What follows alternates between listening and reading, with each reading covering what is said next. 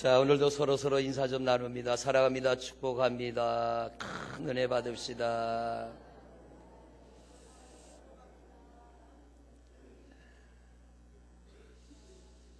우리나라를 반만년의 역사라 그러죠. 참 장구한 역사를 가진 민족입니다.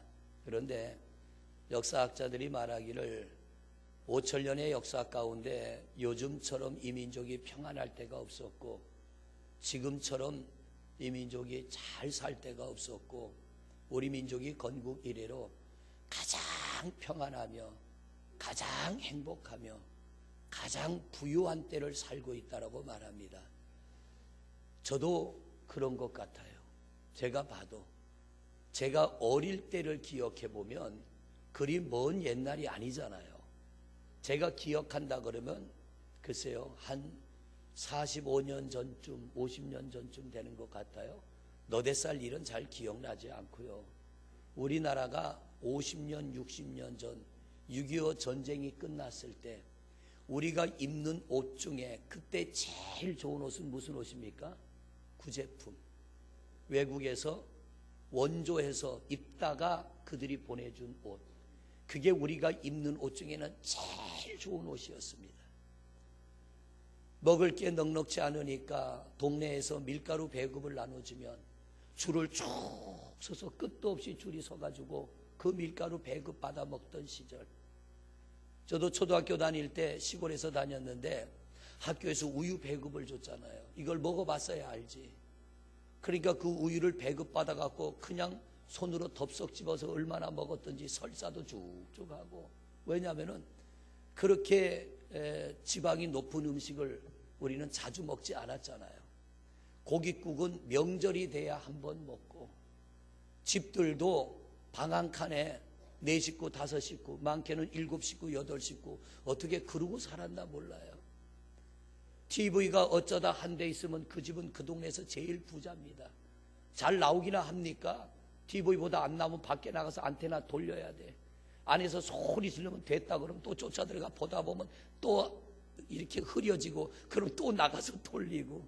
참 그때 생각하면 어떻게 살았나 모르죠. 우리 성가대 기억나세요?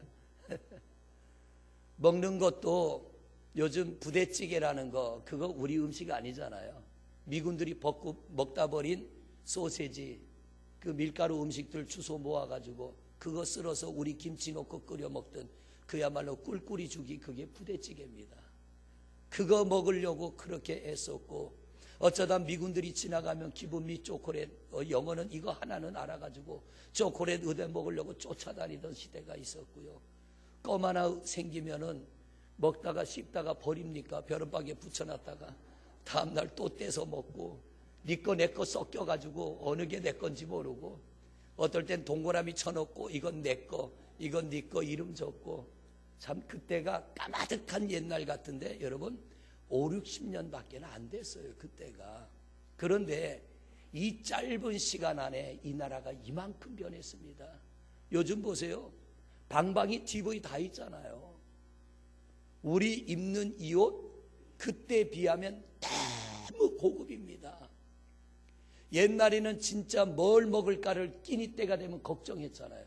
요즘엔 어때요? 어떤 걸 먹을까? 옛날에는 없어서 뭘 먹지? 요즘에는 많아서 뭘 먹지? 골라 먹어야 돼.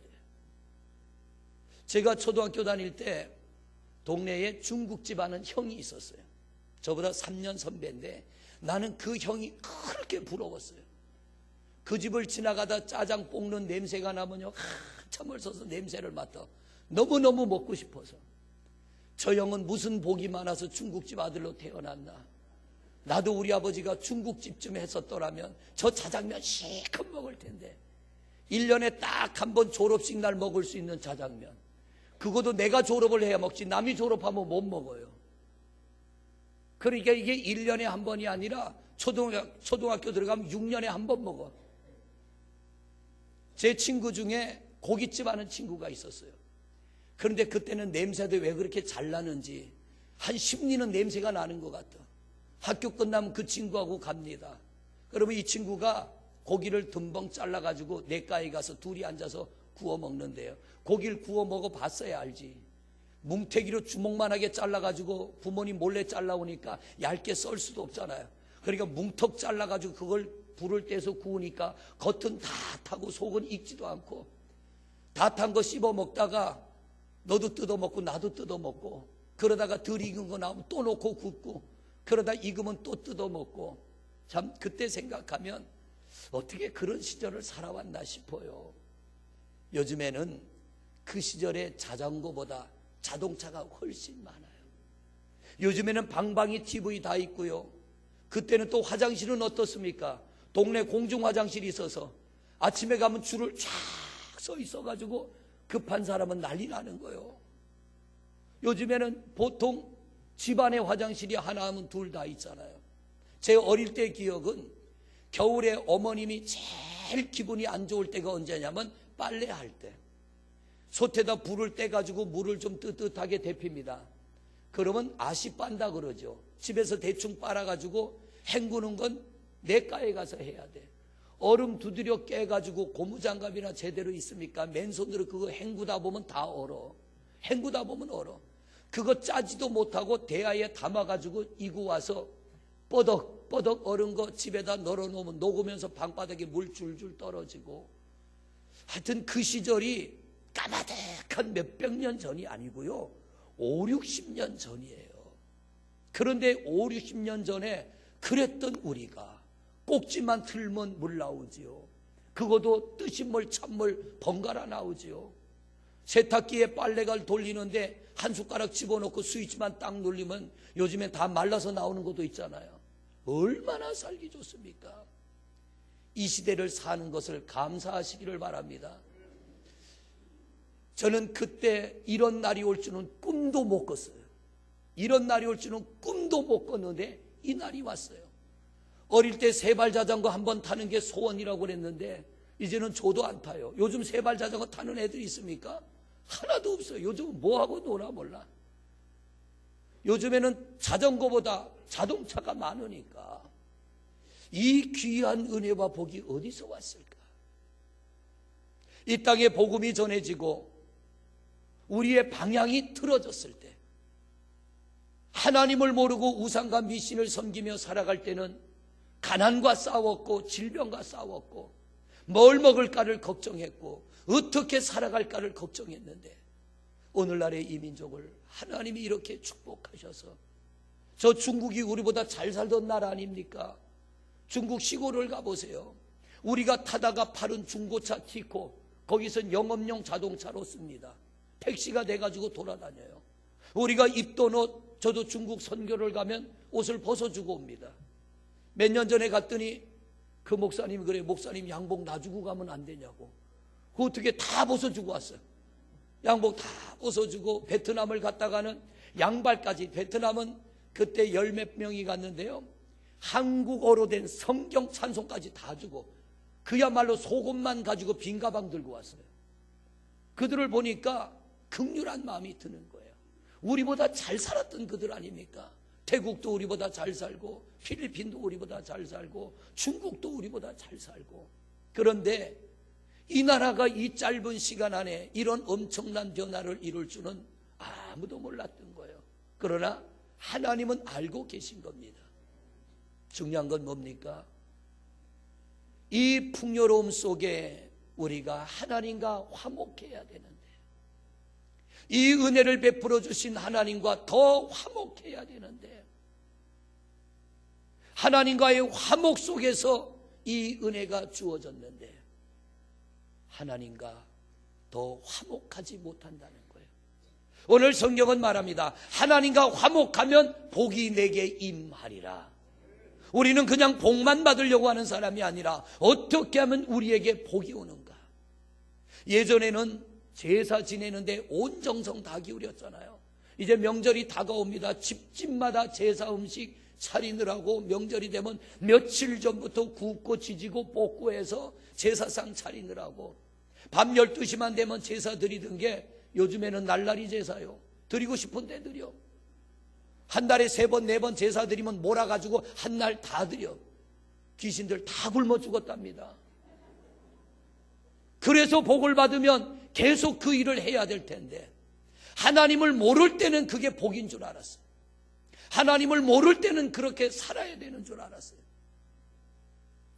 묘자리를 잘 써야 자손들 복 받는다고, 그것도 아무 때나 묻으면 안 돼. 묻으라는 시가 있어가지고, 묻으라는 그 시가 돼야 또 묻을 수 있고, 그래서 5일장, 7일장, 9일장을 지내면서 얼마나 고생들 많이 했어요.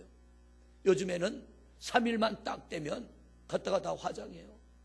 어떤 분은 묘지도 없어 그냥 수목장 지내고 물에다 뿌리고 산에다 뿌려버리고, 그러면 그런 줄 알고 믿었는데 그거 하지 않으면 망해야 되는데 더 잘 산단 말이에요. 왜 그래요? 복의 근원 되시는 하나님을 믿기 때문에 우리의 영혼이 잘됨 같이 범사가 잘 되는 은혜를 주신 줄로 믿습니다. 지난 1월 달에 우리 장로님들하고 강화로 잠깐 나간 적이 있어요. 북한을 바라보는 전망대에 가서 북한 땅을 바라보는데 만원경으로 보니까 이렇게 잡이면 잡힐 것 같다. 담장 밑에 사람들이 앉아있고 왔다 갔다 하는 게 보여요. 명절이 가까워오면 우리 신앙민들 얼마나 그 마음이 허전하겠습니까? 통일의 그날이 빨리 오도록 기도하시기를 바랍니다. 우리 송장로님 고향이 만원경으로 보이더라고요. 장로님, 목사님, 저기가 고향이에요. 옛날에는 그 강물이 오르면 걸어서 왔다 갔다 했는데 이제는 가고 싶어도 갈 수 없는 땅이 돼버렸어요. 그런데 저 북한 땅은 우리 60년대 만도 못해.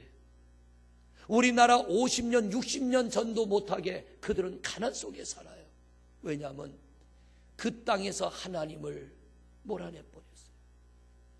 복의 근원이 되시는 하나님을 그들은 배척하고 자기들의 힘으로 살아보겠다고 했지만 그들은 점점점 더 깊은 가난 속에 빠져들고 있습니다. 성도 여러분, 우리가 예수를 믿어 받는 복 중에 최고의 복은 구원의 복입니다. 할렐루야.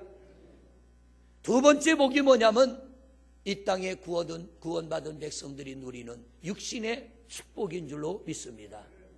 오늘 새벽에는 그런 말씀을 전했어요. 우리가 예수를 믿어 최고의 복, 구원의 복을 받았는데 성도들이 이 구원의 은혜는 못 누려. 내 영혼이 구원은 받았는데 오늘 새벽 예배 말씀을 준비하면서 제가 깨달은 게 뭐냐면 그거구나. 목사가 구원받으라는 설교는 많이 했으면서도 구원의 은혜를 누리도록 말씀을 전하지 못했구나. 그래서 다음 주부터 5주 동안은 구원의 은혜에 관하여 우리가 말씀을 들을 텐데 여러분 빠지지 마시고 열심히 나오셔서 구원받은 성도가 어떤 은혜 속에 살아가고 있는지를 깨닫고 구원의 은혜를 누리는 성도들이 되시기를 바랍니다. 제가 오늘 설교하는데 도움이 되려고 10,000원짜리를 하나 가져왔어요. 이게 얼마짜리예요? 10,000원짜리. 이거 이대로 가져가면 물건 10,000원씩 살 수 있어요. 그죠? 이걸 꾸겨 갖고 주면은 주인이 받을까요? 안 받을까요? 받아요. 이걸 막 구겨 가지고 주면은 받아요. 발로 밟아서 주면, 똥통에 빠진 거 건져주면 받아요. 유튜브에 보니까 재밌는 글이 올라왔더라고요. 10원짜리가 볼일 보다가 빠졌어요. 어떤 마음이 들까? 에이, 버려. 그런데 5,000원짜리가 빠졌다. 입수 준비. 10,000원짜리가 빠졌다. 볼 것 없이 입수. 왜? 이 가치를 알으니까. 이게 더러운 게 묻어도 10,000원이요. 구겨져도 10,000원, 밟아도 10,000원. 아무리 엉뚱하고 뭐 더러운 오물이 묻어도 10,000원의 가치가 있으니까 이거를 소중히 여겨요. 내가 예수 믿어 구원받았다면 내 인생이 살다가 좀 지저분한 게 묻을 때가 있어요. 내 인생이 좀 구겨질 때가 있어. 내 인생이 좀 잘못될 때가 있어. 그래도 구원의 가치는 우리 안에 그대로 남아있는 줄로 믿습니다. 그런데 우리는 가치를 잃어버려. 구원의 가치를 잃어버리니까 구원받은 사람이 받지 못한 사람과 똑같은 가치 기준으로 살아가니까 표시가 안 나요. 이거 답답한 거 아닙니까? 아이들을 키우다 보니까 조금 일찍 태어난 놈이 유리한 게 뭐냐면 늦게 태어난 놈 돈을 뺏어갔더라고요. 일찍 태어나서 한 2-3살 많은 놈은 종이돈의 가치를 알아요. 어쩌다 손님이 와서 가져 사 먹으러 1,000원짜리 주면 1,000원짜리 가치를 아는 놈은 감사합니다 하고 주머니 닦아넣어요. 근데 동전만 아는 놈은 이거 왜 주냐고 뻔히 쳐다보고 있어. 왜? 동전 줘야 되는데 왜 이거 주냐는 거야. 이거 뭐 하는지를 몰라. 그러니까 큰 놈이 1,000원짜리를 100원짜리하고 바꿔 먹는 거예요. 오빠가 100원 줄게, 그거 줄래? 그러면 둘째 멍청한 놈이요. 그래, 그리고 줘버려. 10배나 가치가 있는데 모르니까 줘버리고 만다는 거예요. 오늘날 우리가 예수 믿고 구원받은 이 가치는 어마어마한 가치가 있는데 가치를 모르니까 못 누리는 거예요. 살다가 조금만 어려워지면 구원 못 받은 사람하고 똑같아지는 거예요. 오늘 말씀을 잘 들으시고 우리 성도님들은 하나님과 화목하여 복을 누리는 성도들이 되시기를 바랍니다. 자, 여러분이 잘 아는 욥이라고 하는 사람은 어떤 사람이요? 큰 복을 받은 사람이잖아요. 재산도 어마어마하고 자식도 10명이나 되고 그 시대 최고의 복을 받은 사람. 하나님이 사단 앞에서 욥을 자랑했잖아요. 사단아, 네가 나가서 세상을 돌아다니다가 내 아들 욥을 보았느냐? 욥처럼 믿음을 잘 지키는 자가 없고 욥과 같은 자가 없다고 하나님이 사단 앞에 욥을 자랑했어요. 그러자 하나님께서 허락하니까 이 사단이 가서 욥의 삶을 치기 시작합니다. 그 많은 재산이 싹 없어졌어요. 종들도 없어졌어요. 자식들도 다 없어졌어요. 욥이 움켜잡았던 모든 걸 다 놔버렸어요. 누가 봐도 욥의 인생은 끝났어요. 욥마저도 병이 들어서, 그 몸이 병들어서 살점이 썩어져 내리면서 이게 가려우니까 잿더미 위에 올라앉아 깨진 기와 조각 들고 자기 몸을 벅벅 긁어대는데 욥의 아내가 봐도 차라리 죽는 게 나아. 그러니까 하나님을 욕하고 죽으라고 하면서 욥의 아내가 떠나버립니다. 그런데 욥은 어떡합니까? 이 어리석은 자요. 하나님 앞에 복을 받았다면 어찌 우리가 화도 받지 않겠느냐. 그러면서 욥은 견딥니다. 욥의 친구들이 와서 욥을 바라봅니다. 너무 어이가 없어 아무 말도 못하는 거예요. 일주일 동안을 친구들이 그냥 욥을 보기만 합니다. 일주일이 지나서 친구들이 하나하나 세 사람의 친구가 돌아가면서 말을 하는데 오늘 본문의 말씀은 엘리바스라고 하는 친구가 고난당하는 욥을 바라보며 하는 말입니다. 아무리 봐도 소망이 없어요. 어느 정도의 고난이라야 소망을 갖자고 말할 텐데 아무리 봐도 욥에겐 소망이 없어. 자식도 없고 재산도 없고 아내도 없고 그 몸도 병들어서 아무 소망이 없는 욥을 향하여 엘리바스가 믿음의 입을 열어 권면합니다. 하나님과 화목하면 복이 내게 임하리라. 할렐루야. 이게 구원받은 성도의 말이 되어야 될 줄로 믿습니다. 오늘 여러분의 삶의 모습이 아무 소망 없는 것 같아도 우리는 구원의 눈으로 내 삶을 봐야 됩니다. 하나님의 눈으로 내 삶을 봐야 되고 믿음의 눈으로 내 삶을 봐야 될 줄로 믿습니다. 구원받은 성도가 구원의 눈으로 보지 않는다면 이건 구원받지 못한 사람이나 구원받은 성도나 똑같은 거예요. 하나님의 자녀된 우리가 하나님의 눈으로 내 삶을 보지 않는다면 예수 안 믿는 사람이나 우리나 다를 게 뭐가 있겠습니까? 하나님의 사람은 하나님의 눈으로 믿음의 눈으로 내 삶을 볼 때 소망이 보이고 희망이 보이고 우리의 미래가 보이며 현실과 싸울 것이며 우리는 이김을 얻게 될 줄로 믿습니다. 그래서 오늘 엘리바스가 욥을 향하여 이렇게 말합니다. 하나님과 화목하면 복이 내게 임하리라. 중요한 건 뭐예요?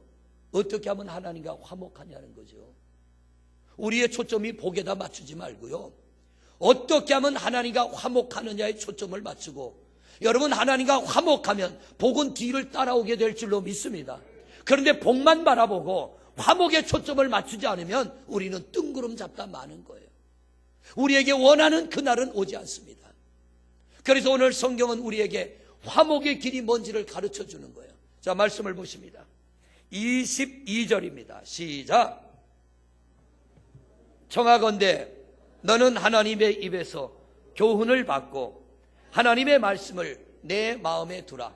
자, 엘리바스가 욥을 향하여 뭐라 그러냐면은 사람의 눈으로 보면 소망이 끊어진 욥인데 청하건대 내가 부탁한다 욥아. 너는 하나님의 입에서 교훈을 받고 하나님의 말씀을 바꿉니다. 이 받고를 그대로 히브리어를 우리말로 그대로 직역을 해버리면 잡고가 됩니다. 욥, 너 자식도 네 손에서 떠났고 재산도 네 손에서 떠났고 아내도 네 손에서 떠났고 건강도 네 손에서 떠났다. 그러나 너는 지금이라도 하나님의 말씀을 잡아라. 할렐루야. 이것이 하나님과 화목하는 길이다. 하나님과 화목하면 복이 내게 임하리라. 살다 보면 내가 그렇게 애지중지하는 그것을 내 힘으로 어쩔 수 없이 놔버려야 될 때가 있어요. 물질을 놔야 되고 자녀를 놔야 되고 건강을 놔야 되고 내가 그렇게 애지중지하는 그것을 어쩔 수 없이 놔버려야 될 때가 있어요. 그런데 오늘 성경은 뭐라고 합니까? 비록 내가 생명처럼 귀하게 여기는 것이 내 손에서 떠나갈지라도 하나님을 놓지 말라는 거예요. 너는 하나님을 놓지 말아라. 하나님을 부여잡으라는 거예요. 성도 여러분, 이 풍요로움 속에, 이 부유함 속에 제가 염려하는 것은요, 우리가 하나님을 놔버릴까 봐. 세상 것을 붙잡고 그것에 만족을 느끼며 하나님을 놔버릴까 봐. 이게 신명기의 모세를 통하여 가나안 땅에 들어갈 이스라엘 백성들에게 주신 하나님의 말씀 아닙니까? 너희가 그 땅에 들어가면 풍요로울 거야. 너희가 그 땅에 들어가면 너희 손으로 짓지 않은 집에서 살 것이며, 너희가 파지 않은 우물물을 먹을 것이며, 너희 손으로 쌓지 않은 성을 차지할 것이며, 너희가 심지 않은 나무의 과실을 먹을 것이며, 너희가 가꾸지 않은 곡식들을 너희가 먹게 될 거다. 그때에 나를 잊지 마. 너희가 그때에 세상의 풍요를 잡고 너희를 이 귀한 은혜의 땅, 축복의 땅으로 인도한 나를 놔버리면 나는 복을 준 후에라도 너희에게 저주를 내려버릴 거야. 너희의 풍요로움을 뺏어가겠다는 거예요. 여러분, 이 민족 반만년의 역사 속에 가난과 전쟁과 질병으로 시달려왔던 우리들 아닙니까? 130년 전에 선교사들이 이 땅에 들어와서 그들이 보고 느낀 것이 뭡니까? 사람보단 못하고 짐승보단 조금 낫더라.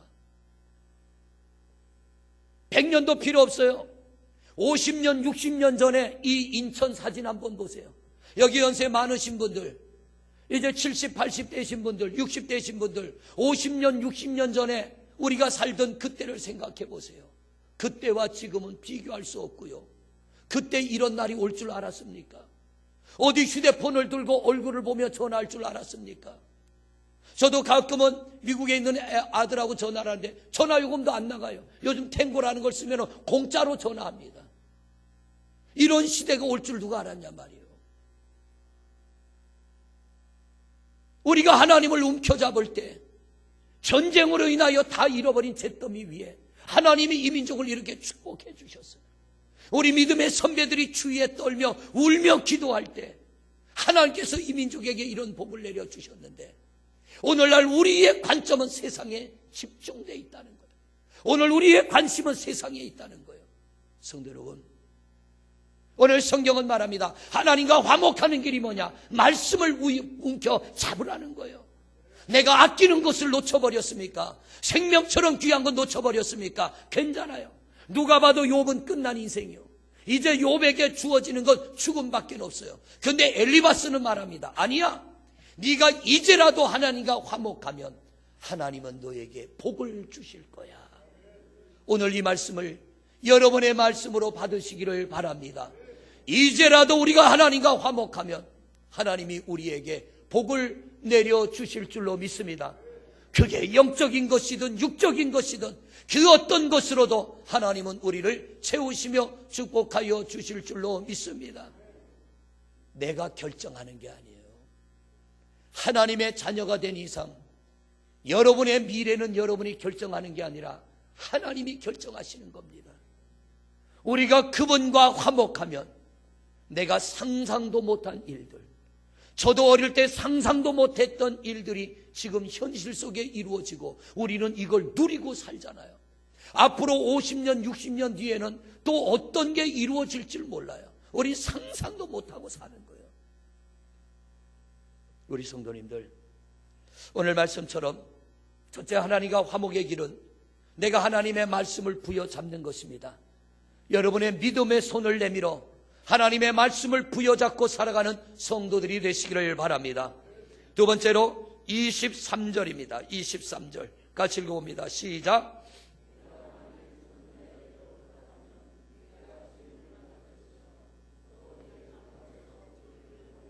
하나님과 화목하는 길이 뭐냐면 전능자에게로 돌아가면 그럽니다. 이 말씀을 그대로 돌아간다는 걸 또다시 직역을 하면 뭐냐면 방향을 바꾸면이 됩니다. 오늘 여러분의 삶의 방향이 하나님이 원하는 방향이 아니면 지금이라도 방향을 돌리시기를 바랍니다. 하나님이 원하는 방향으로 방향을 틀으시기를 바랍니다. 이게 우리가 하나님과 화목하는 길이요. 하나님이 내게 방향을 제시해 주셨는데 너 이 길로 가라, 너 이 방향으로 가라. 하나님의 말씀을 내가 붙잡았다면 그 말씀이 내게 지시하는 방향이 있는데 그 방향을 두고 내가 원하는 방향으로 간다면 그건 하나님께로 돌아가는 게 아니에요.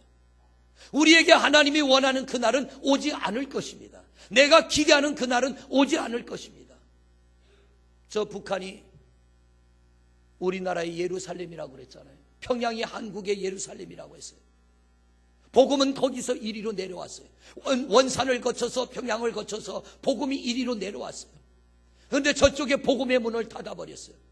하나님을 향한 방향을 사람에게로 돌려버린 거예요. 전쟁을 일으키며 자기의 힘으로 무엇을 이뤄보겠다고 할 때 저 땅은 굶주리며 헐벗은 땅이 됐고 이 땅은 하나님에게로 방향을 돌릴 때 우리 하나님이 이 귀한 은혜를 베풀어 주신 줄로 믿습니다. 성도 여러분, 오늘 여러분이 나아가는 삶의 방향이 하나님이 원하는 방향이 아니라면 주저하지 말고 지금 바로 이 시간에 우리의 마음의 방향을 돌리시고 하나님께로 방향을 트는 성도들이 되시기를 바랍니다. 그러면 우리 하나님께서 우리와 함께 하시며 내가 하나님께로 방향을 돌린 그곳으로 갈 수 있도록 하나님이 은혜 내리시고 힘주시고 능력 주시는 줄로 믿습니다. 하나님 주시면 가겠습니다가 아니라 내가 뜻을 정하면 하나님이 이루어 주실 줄로 믿습니다. 심지 않고는 거둘 수가 없는 거예요. 울더라도 씨를 뿌려야 때가 되면 기쁨으로 단을 거두는 그날이 올 줄로 믿습니다. 힘들고 괴로워도 씨를 뿌리시길 바랍니다. 힘들고 어려워도 여러분의 방향을 돌리시기를 바랍니다. 그게 우리가 가야 할 길이요. 그게 우리가 하나님이 원하는 길이고 우리가 바라는 소망의 길로 나가는 것이고 축복의 길로 나가는 것인 줄로 믿습니다. 이 풍요로움, 이 부요함 거저된 것 아니에요. 하나님의 말씀을 듣고 삶의 방향을 틀은 우리 믿음의 선배들이 있어서 그들의 기도함이 있어서 이 귀한 은혜의 자리로 왔는데 문제는 뭐예요? 우리는 그들처럼 방향을 결정짓지 못하는 거예요. 우리 성도님들, 오늘 내가 좀 곤고하고 힘들어도 욥보다는 낫잖아요. 욥보다는 훨씬 낫잖아요. 누가 봐도 소망 없는 욥을 향하여 엘리바스가 하는 말이 욥아, 너 이제라도 방향을 돌려라. 그러면 하나님이 너와 함께 하시고 너에게 복을 주실 거야. 우리 성도님들, 저는 오늘 담대하게 여러분에게 권합니다. 오늘 내가 가는 믿음의 길이 하나님이 원하는 길이 아니라면 지금이라도 방향을 들으시기를 바랍니다. 힘들 수 있습니다. 어려울 수 있습니다. 고통스러울 수 있습니다. 그러나 하나님의 말씀은 이루어질 줄로 믿습니다. 세 번째로 24절의 말씀을 보십니다. 24절 같이 읽습니다. 시작.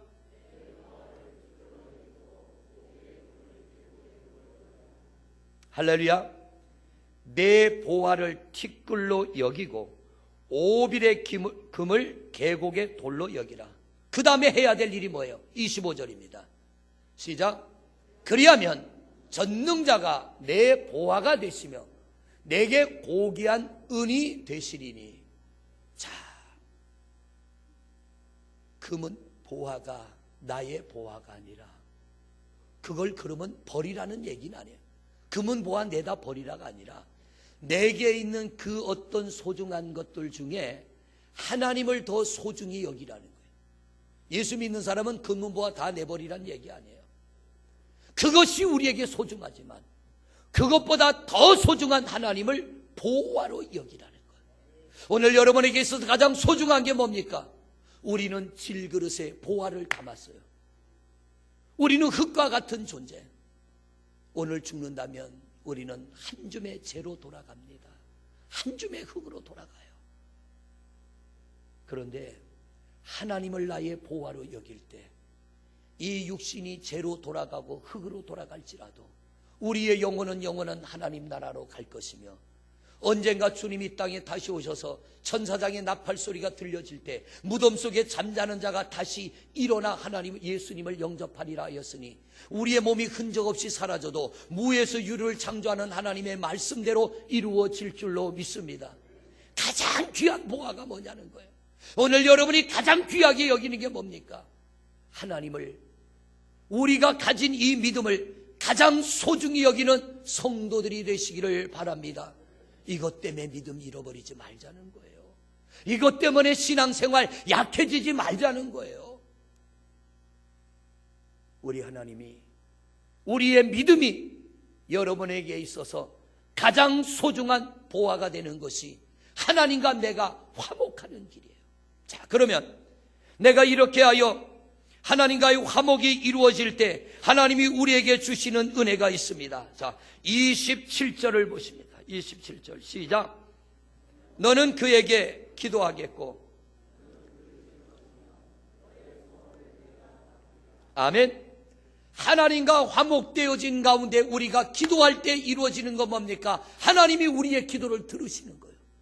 가장 큰 은혜는 하나님이 내 기도에 대한 응답의 약속이 믿어져서 우리가 믿음으로 기도하는 것이 우리 삶의 가장 큰 은혜인 줄로 믿습니다. 여러분, 기도의 응답에 대한 확신이 있을 때 뭐가 두렵겠습니까? 무엇을 망설이겠어요? 우리가 무슨 문제를 만난 듯 그 앞에 절망하고 낙심하겠습니까? 내가 기도의 응답을 믿을 때에 우리는 끊임없이 하나님 앞에 엎드려 기도하고 그 기도함을 통하여 하나님의 역사하심을 보게 될 줄로 믿습니다.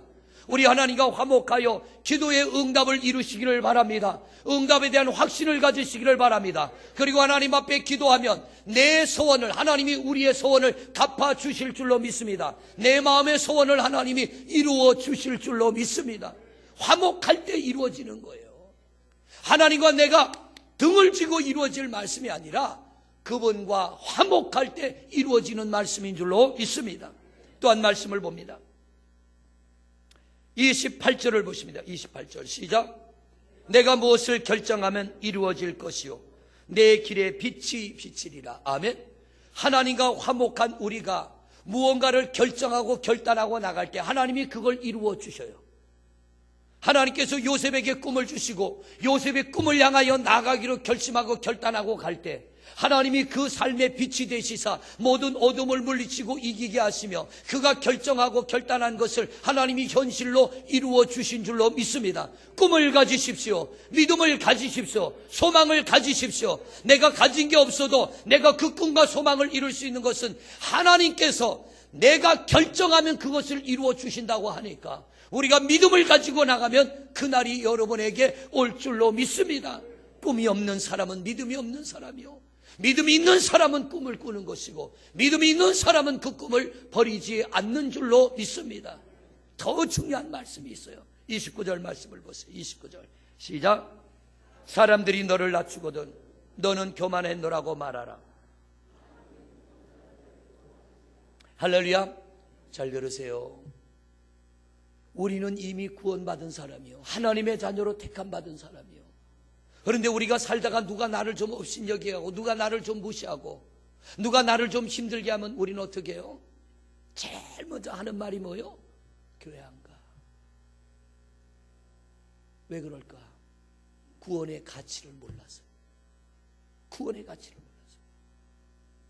오늘 성경은 이렇게 말합니다. 누가 너를 낮추거든 그냥 낮아져라. 누가 너를 업신여기든 그냥 업신여기면 봐도. 왜? 네가 스스로 그렇게 너 자신을 인정하고 받아들이면 하나님이 때가 이르면 너를 높여줄 그날이 올 테니까. 여러분, 성도의 삶은 싸워서 뺏는 게 성도의 삶이 아니고, 성경을 보세요. 이스라엘 백성들이 자기들끼리 싸우는가? 싸우지 않아요. 적과는 싸워. 자기들과는 싸우지 않아. 갈라지더라도 싸우진 않아. 왜? 싸워서 얻을 게 없기 때문에. 다윗이 힘이 없어 사울을 살려줍니까? 죽여도 돼요. 죽일 기회가 2번이나 왔잖아. 손 안 돼. 왜? 내가 그를 죽여서 얻는 것은 복이 아니기 때문에. 그가 나를 밟으면 내가 밟히리라. 그가 나를 업신여기면 내가 업신여김을 당하리라. 그가 나를 무시하면 내가 무시함을 당하리라. 참고 참아서 10년의 세월을 견뎠더니 하나님이 그를 높일 때 다윗을 무시하던 사람들이, 업신여기던 사람들이, 네가 믿는 하나님이 어디 갔느냐, 네가 믿는 하나님이 살아계시면 네가 이 꼴이 됐는데 어떻게 하나님이 너를 가만두느냐, 그 말을 듣고 다윗은 뭐라고 합니까? 하나님, 나는 벌레요, 나는 짐승이요, 나는 사람이 아니라고 그 고백을 하면서도 다윗이 참아낼 때 하나님이 때가 이르니까 왕의 자리에 세우시고, 그가 왕이 되었더니 조롱하며 멸시한 자들이 다윗 앞에 와서 무릎을 꿇잖아요. 이게 하나님의 역사라는 거예요. 성도 여러분, 절대로 성도 간에 다투지 마시기 바랍니다. 절대로 가족 간에 다투지 마시길 바랍니다. 왜? 우리는 하나님과 화목해야 되니까. 바울과 실라가 귀신 들린 나이에게서 귀신을 쫓아내고 억울하게 감옥에 들어갔어요. 얼마나 억울했겠어요. 시큰 두드리 맞고 들어갔어. 한밤중에 깨어났어요. 억울해서 잠을 못 자는 게 아니라 하나님 앞에 기도하며 하나님을 찬양하기 위하여 잠을 자지 않아요. 한밤중에 깨어나 하나님 찬양하며 기도했더니 묶인 착고가 풀리며 감옥문이 열렸어요. 우리는 어때요? 좀 억울하면 우리도 바울과 실로처럼 잠 못 자. 왜 못 자요? 억울해서, 속이 터져서, 밥도 안 넘어가. 그가 믿는 예수를 우리도 믿는데, 그가 받은 구원을 우리도 받았는데 왜 우리는 다르냐 말이에요. 왜 우리는 그렇게 못 사냐 말이에요. 하나님과 화목한 자를, 오늘 성경은 뭐라고 합니까? 겸손한 자를 구원하시리라. 할렐루야. 여러분, 누가 좀 무시하면 그냥 무시당하세요. 누가 업신여기면 받아들이세요. 그러나 하나님이 나를 세우시는 그날이 오리라. 이게 하나님과 화목하고, 그 화목한 자는 하나님이 세우시는 거예요. 오늘날 교회들을 보세요. 우리끼리 싸워. 우리끼리 싸워. 뭘 얻겠다는 거예요? 성경 열어놓고 예수 믿어야 되는데 이거 닫아놓고 예수 믿어. 감동으로 살아야 되는데 감정으로 살아. 하나님의 역사 이루어지지 않아요. 망합니다. 그 끝은 멸망이에요. 그러나 힘들고 어려워도 성경을 열어놓고 성경대로 살아가면 오늘 이 하나님의 말씀이 여러분에게 이루어질 줄로 믿습니다. 가족 간에 싸우지 마세요. 얻을 거 아무것도 없어. 둘 다 망해. 절대로 성도 간에도 싸우지 마세요. 죄송해요. 저는 지금까지 그렇게 살았어요. 무시하면 무시하라지 뭐. 업신여기라면 업신여기라지 뭐. 하나님이 세우실 그날을 바라보며 믿음으로 견딜 때 하나님이 조금씩 세워 가시는 줄로 믿습니다. 우리 옆 사람하고 인사하죠. 절대로 싸우지 맙시다. 절자를 길게 해야 돼. 절대로 싸우지 맙시다. 할렐루야. 그게 나도 살고 너도 살고 우리가 살고 우리 가정이 사는 길이요. 그러니까 제가요 장가를 잘 갔어요. 왜? 저 사람하고 어쩌다 말다툼을 해도요 그날 밤을 못 넘기게 만들어. 아니 싸우고 나면 남자는 잠 잘 자요. 그죠? 여자는 소갈대기가 좁아가지고 못 자. 우리 집사람은. 나는 건너방에 가서 잘라고 누워있으면 와서 깨워요. 그것도 곱게 깨우지 않아. 발로 툭툭 차. 일어나라고. 왜 그러냐 그러면 와서 기도해달래. 아니 쌈박질하고 지금 승질나서 이불 덮고 누웠는데 무슨 기도가 나와요. 내일 아침 얻어먹으려면 오라면 가야 돼요. 가면 침대에 무릎 꿇고 앉아요. 그리고 그냥 기도도 아니에요. 손잡고 하래. 세상에 금방 싸운 사람이 뭔 손이 잡혀져요? 그런데 밥 얻어먹으려면 잡아야 돼. 그런데 이상한 게요 억지로라도 그 손을 잡고 주님하고 기도하려고 그러면 눈물이 푹 터져나와. 안 그래도 힘들게 사는데 우리끼리 이럴 필요가 뭐 있냐는 거죠. 성도 여러분, 무시하면 그냥 무시당하세요. 업신여기면 업신여긴 당하세요. 그게 하나님과 내가 화목한 길이고 그게 내가 사는 길이요 구원의 길인 줄로 믿습니다. 명절이 다가옵니다. 제발 명절에 명절새로 가다 차 안에서 부부간에 싸우지 마시기 바랍니다. 보면 가끔 명절 때마다 그런 부부가 있어요. 가끔 보면 차 안에서 처갓집에 더 잘해주고 왜 우리 부모님한테 덜 해주냐고. 그러면 그러려니 하고 가세요. 그러려니 하고 그거 차 안에서 따져봐야 싸움밖에 더해. 우리는 지혜가 있어야 해요. 내 마음 속에서 나를 보고 뭐라 하느냐가 아니라 하나님이 나를 향하여 뭐라고 하시느냐, 거기에 귀를 기울이고 이거 닫아놓지 말고 이거 열어놓고 예수 믿는 여러분이 되시기를 바랍니다. 이 성경 열어놓고 오늘 말씀을 잡자고 그랬잖아요. 이 말씀 잡고 삶의 방향을 돌려요. 내가 가는 길이 잘못됐으면 방향을 돌려. 하나님을 내 삶에 가장 소중한 분으로 여기고 그분을 의지하고 그분을 바라보고 그분이 원하는 대로 속는 셈치고 가보잔 말이에요. 속는 셈치고. 세상에선 여러 번 속으면서 하나님 앞엔 왜 못 속아요? 세상 앞엔 여러 번 속아도 또 믿고 또 속으면서 왜 하나님 앞에는 속을 준비 못하냐 말이에요. 하나님은 우리를 속인 적이 없어요. 우리 찬양처럼, 성가대 찬양처럼 오 신실하신 주요, 진실하신 하나님이요. 우리 성도님들, 누가 여러 번 낮추거들랑 내가 교만했나 보다. 그리고 나를 낮추시기를 바랍니다. 왜? 하나님은 겸손한 자를 구원하시리라. 하나님이 나를 높여주는 그날이 오게 될 줄로 믿습니다. 자, 마지막 말씀 봅니다. 30절입니다. 시작.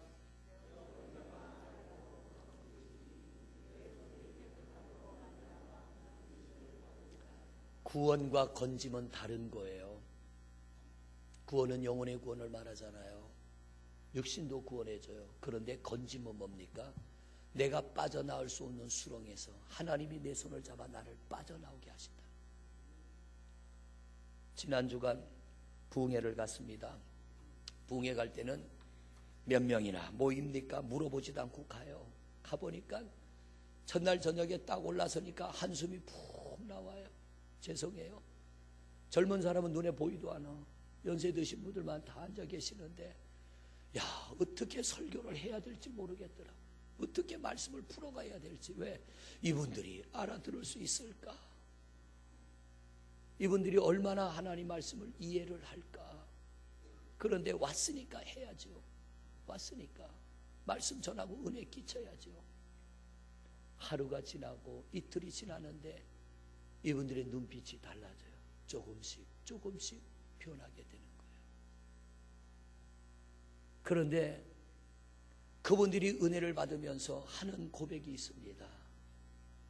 어떤 분이 저를 자꾸 그래요. 목사님, 마음이 싱숭생숭했다는 거예요. 이 말은 신앙생활을 더 해야 될지 말아야 될지 고민이 됐는데 이번 성회에 결정했습니다. 잘 믿기로 결정했습니다. 이게 구원이요. 저도 그런 데서 목회를 시작했잖아요. 충청북도 단양군 영춘면 유암리 274번지. 동네하고는 한참 떨어지니까 좋은 게 있어요. 왜냐하면 싸워도 집을 못 나가. 저 사람이 깜깜해가지고 너무너무 깜깜해서 어디로 가야 될지를 몰라 집을 못 나가. 신혼 때 3개월은 참 꿀맛 같더라고요.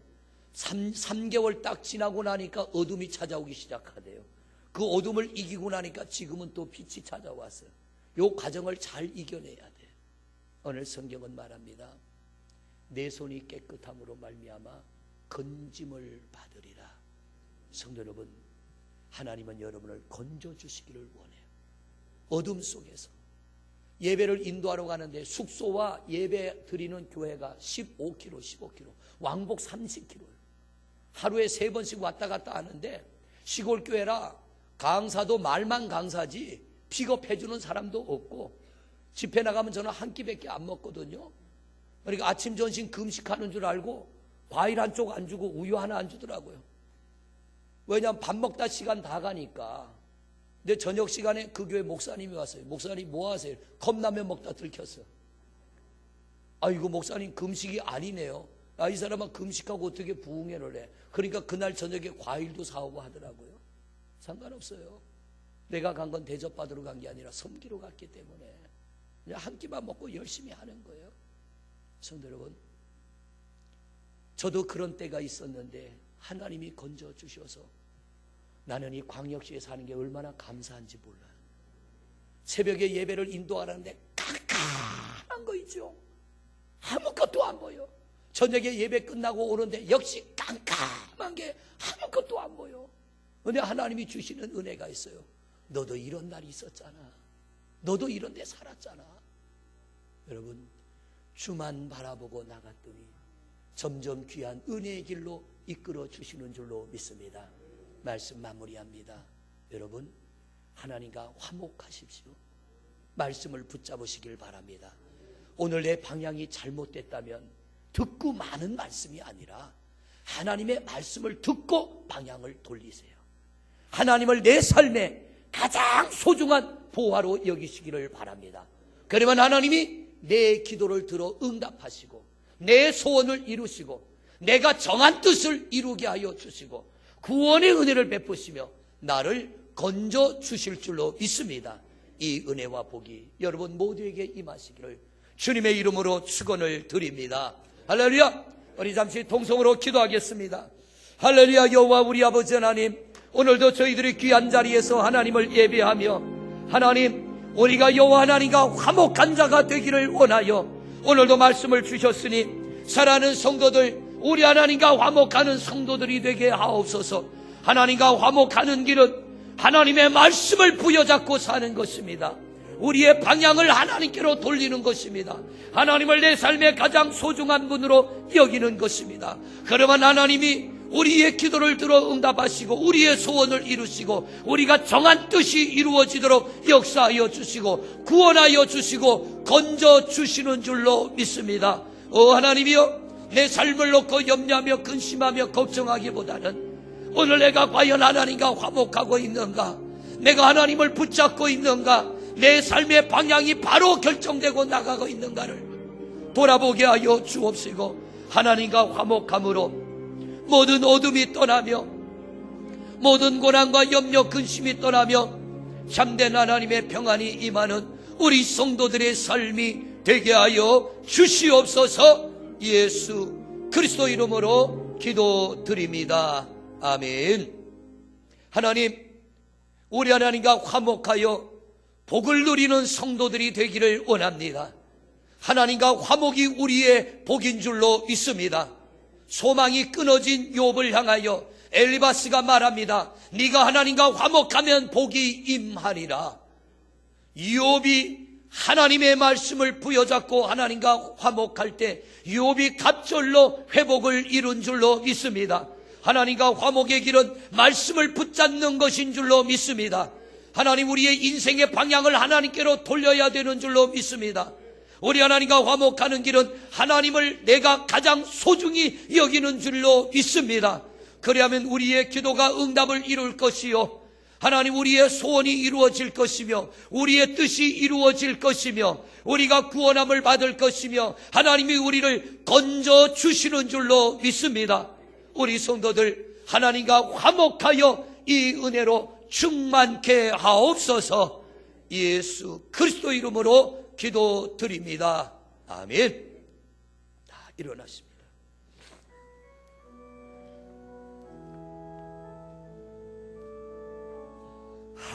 하나님의 사랑을 사모하는 자, 하나님의 평안을 알아보는 자, 너의 모든 것 창조하신 우리 주님이 너를 얼마나 사랑하시는지 하나님께 찬양과 경배하는 자 하나님의 선하심을 닮아가는 자 너의 모든 것 창조하신 우리 주님이 너를 자녀 삼으셨네. 하나님 사랑의 눈으로 너를 어느 때나 바라보시고 하나님 인자 귀로서 언제나 너에게 기울이시니 어두움에 밝은 빛을 비춰주시고 너의 작은 신음에도 응답하시니 너는 어느 곳에 있든지 주를 향하고 주만 바라보지라. 주만